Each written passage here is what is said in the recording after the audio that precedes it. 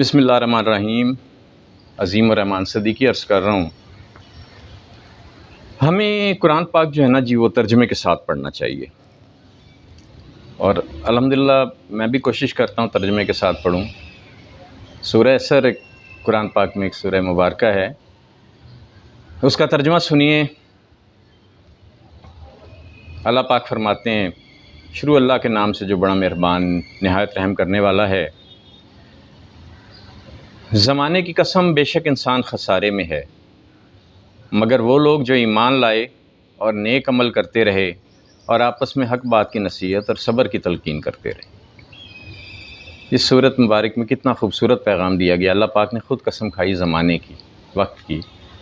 زمانہ ایک بڑی قیمتی وقت بڑی قیمتی دولت ہے، اور ہمیں اس کو ضائع نہیں کرنا چاہیے۔ ایک بات تو یہ، اس سے ہمیں فائدہ اٹھانا چاہیے، نیک اور اچھے کام کرنے چاہیے۔ اور اللہ پاک نے فرمایا کہ بے شک انسان خسارے میں ہے۔ اب دیکھیں نا، خسارہ ہے اگر ہم کچھ نہیں کرتے، کوئی اچھے اور نیک کام نہیں کرتے، بس ہم دولت کمانے کے پیچھے لگے رہتے ہیں، دولت کماتے ہیں اور آخر ایک وقت ہم بوڑھے ہو جاتے ہیں اور سوچتے ہیں وہ اتنی دولت کمائی، اتنی جائیدادیں بنائیں، یہ سب یہیں رہ جائیں گی کیا؟ اور جناب ہم سمجھتے ہیں ہم بڑا خسارہ ہم نے کیا، اور ختم ہو جاتے ہیں، مر جاتے ہیں، مٹی کے ساتھ مٹی بن جاتے ہیں۔ بے شک انسان خسارے میں، اگر نہیں اچھے کام کرتا، نہیں دین کو پاتا، نہیں اللہ کو تسلیم کرتا، نہیں نبی کریم صلی اللہ علیہ وسلم کو آخری نبی مان کے ان کے جو ہے نا جی احادیث پہ عمل نہیں کرتا، تو خسارہ ہی خسارہ ہے، لوگوں کے کام نہیں آتا۔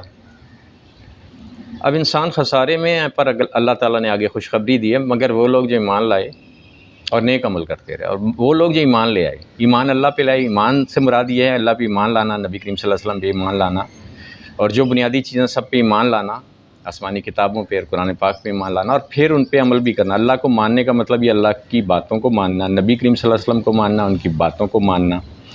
اور وہ لوگ جو ایمان لائے اور نیک عمل کرتے ہیں۔ نیک عمل کیا ہے؟ نیک عمل یہی اللہ کو ماننا، ٹھیک ہے جی، قرآن پاک پہ عمل کرنا، جو کچھ بھی ہے نبی کریم صلی اللہ علیہ وسلم نے جو ہدایات دی آخری نبی نے، اس پہ چلنا، اور حقوق العباد پورے کرنا۔ دیکھیں اللہ پاک نے حقوق العباد جو رکھے نا وہ بڑے اہم ہیں۔ اللہ کے بندوں کے حق ان کو دینے، لوگوں کے کام آنا، ان سے پیار محبت کرنا، احترام کرنا، ان کی تکالیف کو دور کرنا۔ مگر وہ لوگ جو ایمان لائے اور نیک عمل کرتے ہیں، نیک عمل یہ، اور آپس میں حق بات کی نصیحت اور صبر کی تلقین کرتے ہیں، اور پھر آپس میں حق بات کی نصیحت کریں۔ یہ نہیں کہ میں سمجھوں کہ بس میں ہی جنت میں جاؤں، سب کو بتاؤں کہ جناب اگر ہم اللہ کے ہدایات پہ چلیں گے، یہ دنیا بھی جنت بن جائے گی، وہ دنیا بھی جنت بن جائے گی۔ اور آپس میں حق بات کی نصیحت کریں، اگر حق بات ہے اس کی نصیحت کریں، بے شک وہ کوئی امیر ہو، غریب ہو، حکمران ہو، کوئی بھی ہو، اس کو حق بات کے بارے میں بتائیں کہ یہ حق بات کی نصیحت اور صبر کی تلقین کرتے رہیں۔ اور صبر کیا ہے کہ ڈٹ جائیں، آپ کوششیں کریں۔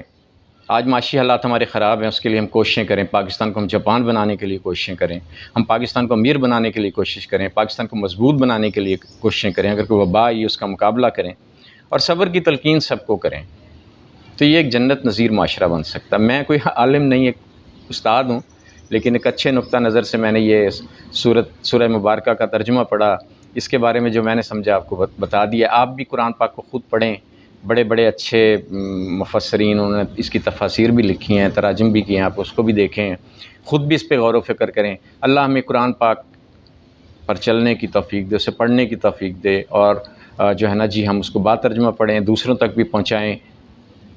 اللہ سب پہ رحمتیں کرے، آمین۔ اور مجھے بھی دعاؤں